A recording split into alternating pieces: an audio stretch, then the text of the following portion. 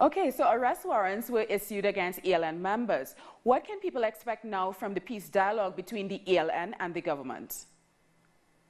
Well, it's going to be very hard for the government to come to any agreement to reach the table again for this fifth round of talks.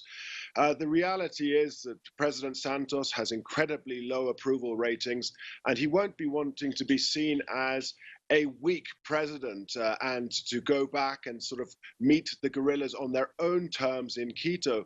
So I feel that basically what's happening is that the government is making these statements and these arrest warrants.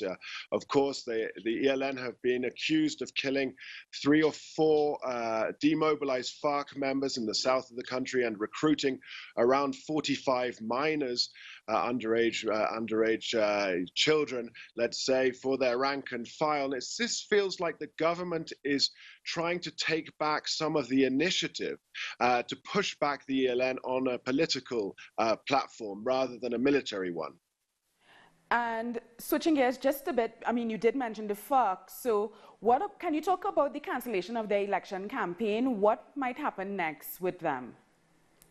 Well, the FARC have a minimum of 5 seats granted to them in the Congress and 5 in the Senate as well. This was granted through the agreement, the peace agreement that came to an end in 2016. They don't need to campaign for these seats. I think they'll just move on very quietly, perhaps not publicizing their campaigns, because there's a lot of people aren't willing to forgive in a lot of parts of Colombia at the moment. They see the FARC as being, one of the main causes of the huge extension and long-running conflict. So it's best that maybe they just focus on their politics and in areas which have had them as a de facto state for so long, rather than other areas of the country. Okay, thank you so much. We've been speaking to Richard McColl. He's a journalist and peace specialist based in Colombia.